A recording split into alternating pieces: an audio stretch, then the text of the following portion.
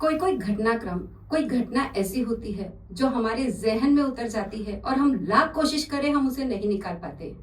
ऐसी एक घटना पिछले हफ्ते घटी जो हर एक हिंदुस्तानी के दिल में इस तरह से चुभ रही है कि हम उसको निकाल ही नहीं पा रहे। तो कुछ पंक्तियां जो मेरे बार बार दिमाग में आ रही थी और मैं सोच रही हूँ वो आपके सामने साझा करूं, आपके साथ साझा करूं। आंखों के सामने से वह भयानक दृश्य क्यों जाता नहीं? आंखों के सामने से वह भयानक दृश्य क्यों जाता नहीं? और क्यों किसी नवविवाहिता को लाल जोड़े से सफेद साड़ी में लाते पापी का दिल घबराता नहीं? पापी का दिल घबराता नहीं।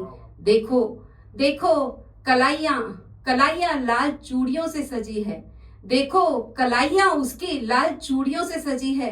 पर यह क्या, हथेलियां पिया के रंग से भरी है, पिया के खून से भरी है। पर हथेलियां पिया के खून से भरी है।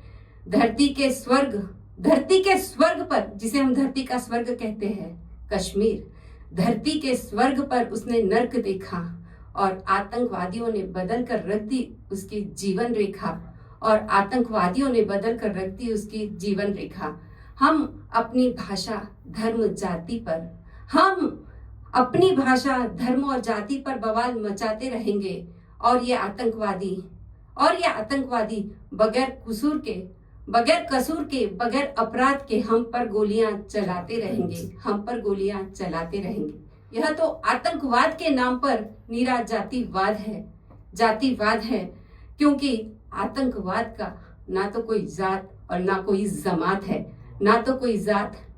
जमात है। ऐ हिंदू, मुझे यकीन है तू अपने बच्चों को गीता और रामायण का ज्ञान नहीं दे पाएगा।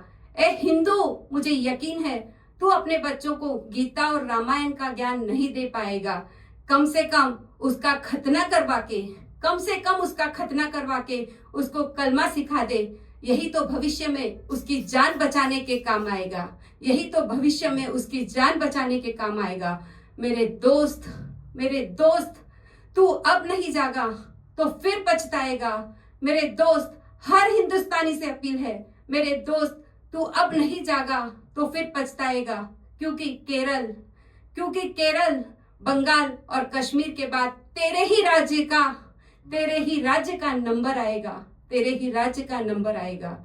ऐ सुदर्शनधारी, अर्जुन को कुरुक्षेत्र में ज्ञान देकर खो गए क्या? ऐ सुदर्शनधारी, अर्जुन को कुरुक्षेत्र में ज्ञान देकर खो गए क्या? और शेषनाग की शैया पर आराम से सो गए क्या? अब तो आपको धरती पर आना होगा और अधर्म पर धर्म की विजय पताका लहराना होगा। अंत में इतना ही कहूंगी, शुक्र है परिंदों को नहीं पता उनका मजहब क्या है, वरना आसमां से भी खून की बारिश होती।